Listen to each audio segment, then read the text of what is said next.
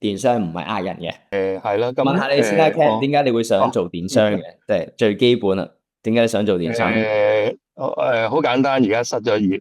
其實我20年前做過一次，嗰陣時咧哇，就係喺 20年。eBay 同Yahoo 嗰度賣嘢，咁咧就即係嗰陣時淘寶未咁多人識咧，咁喺淘寶攞啲貨翻嚟，咁跟住就擺喺屋企，跟住咪喺 eBay 上面賣咁咯。做過一次，我都知但係就道嗰陣時。其實都成功㗎，因為同你嘅概念有啲相似嘅，即係淘寶攞啲貨，跟住咧就賣去 eBay 賣去美國咧，咁啊10蚊人嗯，仔攞翻嚟10蚊美金賣出去咁咯。咁其實係。都幾 OK，不過後期係因為嗰個 quality 有問題咧，所以就停咗冇再做啦。我有個 objective 就係我希望嗰個電商可以幫我嗰個additional 嘅 income 咧，我即係我又唔係話 target 話要100萬、1000萬、1億嗰啲咁樣，而係即係希望都有即係每個月可能5至10K美金嘅一個嗯。收入，咁一個比較perfect 啲嘅對我嚟講一個 target 咯嚇，即係我主要目標啦。咁跟住就我睇晒啲嘢之後咧，其實就揀咗個 niche market 咧，就係即係之前同你講啦，我想做啲 STEM 嘅 product。咁主要原因因為我自己有小朋友。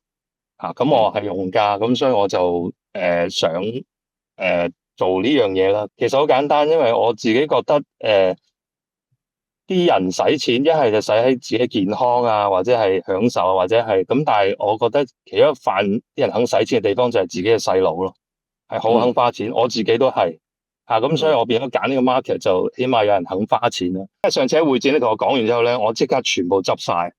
我根據你俾我嘅 input 咧，我改晒即係點解即係咩 call to action 啊等等啊，好。我都加落去咁好。加完之後真係開咗2張單喎。我想話我發覺3個 ad 裏邊咧反而咧係中間嗰個即係當係一個好似一個 gift 咁嘅形式咧，一個玩具咁形式咧，就有兩張單似乎都係 from 呢個 ad 翻嚟嘅。因係。為一個係喺美國嗰度有個婆婆咧，佢係話想買俾啲孫女做禮物。哇。因為個婆婆咧，佢 email 翻嚟揾我啊，佢話想買多份，咁但係咧就要哇。我5月22號之前寄過去美國，跟住我話唔得，我起碼都要20日啊咁樣。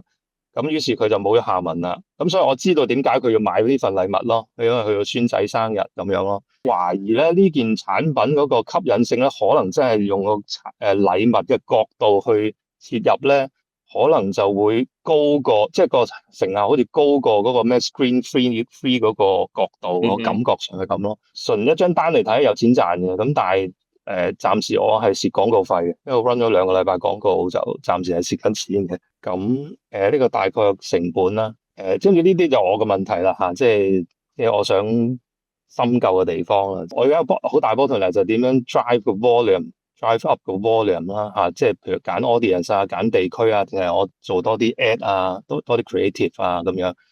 咁另外 Facebook 嘅 setting 係咪有嘢要改啊咁樣？因為我原先係用咗 view content 去做，咁啲同學仔又話應該用 purchase 去做啊咁樣。而家廣告燒錢咧係正常嘅，因為你啱啱開始啊嘛，即係你開波生意已經賺錢，唔係唔得嘅，咁真係好勁啦！呢個係你買數據翻嚟嘅錢嚟嘅。OK，你見到你開始有單翻啦，你頭先會總結咗一抽嘢出嚟，你頭先嗰樣嘢咧就係錢買翻嚟嘅知識嚟噶。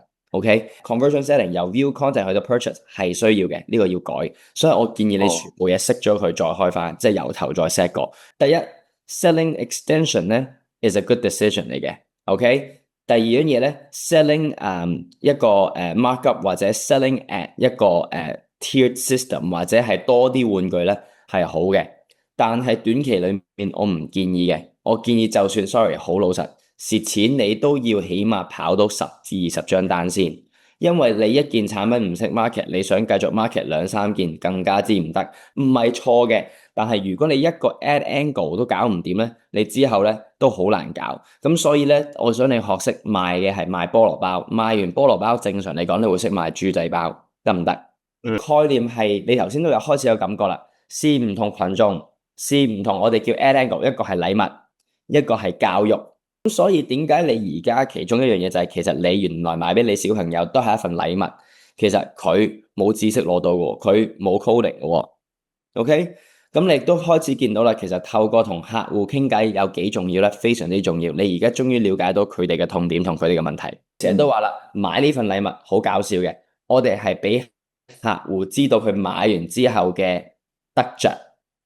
佢而家嘅得着唔係細路仔嘅教育，佢而家係佢個人見到細路仔笑嗰下，而佢自己開心。當我哋睇件產品可能睇唔明，但係其實我哋要諗清楚呢件產品係賣俾邊個 ？Who is the one paying for this？ 邊個俾錢？咁呢個俾錢嗰個人又係想攞到啲乜嘢走？佢想攞到小朋友嘅開心，佢想買覺得嘅關懷，佢想個細路仔覺得得意，得唔得？明白。所以所謂你嘅 screen time 可能係有用，但係可能阿婆唔 care 嘅喎。喺我嘅角度，你嚟緊做多幾個唔同內容關於禮物嘅建議咧，你就會係 double down on 上面嗰兩個，做好媽咪。可能係爹哋啦，一定係媽咪啦，可能係公公，可能係婆婆啦。OK， 細路仔可能係男仔啦，可能女仔啦。再 focus 多啲就係嗰個男仔同細路仔嘅樂趣，因為佢呢個嘅係效果。因為你想個細路仔開心，其實難聽啲講，呢份嘢係大開心。OK， 第二樣嘢咧就係，我想你今日如果要攞走一樣嘢，唔係點樣做廣告，而係乜嘢廣告 work。同埋點樣可以睇得明呢個 ad account？ 因為我哋叫做唔同 ad angle。當你中咗個 ad angle 嘅時候，長時間應該係一個 asset 一個角度，即係呢個 asset 就叫做禮物，係婆婆，例如係公公，例如係媽咪，例如細路仔玩得好開心，例如佢可以玩32款唔同嘅禮物，例如佢聖誕節拆禮物，例如佢生日拆禮物，例如佢畢業拆禮物，例如佢攞考試考得好攞禮物，例如佢今個星期聽話攞禮物，唔同場景攞禮物，然後唔同嘅方式表達呢件事，圖片又好啦，視頻又好啦 ，OK， 同朋友仔玩又好啦。講真 take away 係第一，電商唔係呃人嘅；第二，電商有得做嘅；第三，你有信心；第四，有底層邏輯，係未知點做之後嘅啫。我會話你呢個心路歷程係永遠都會有，只不過at唔同 scale 你 unlock 嘅嘢係唔同嘅啫。但係因為難聽啲講，我知你有被動收入咧，我寧願你用呢一個機會去學識點樣將呢件事做好，咁你就可以再將成本或者係改產品啦，好過你而家有冇信心去到呢度冇問題。清晰嘅即係嚟緊個 next step 要做啲乜啊，廣告點樣 tune 但係個思路明白嘅。OK，拜拜，加油。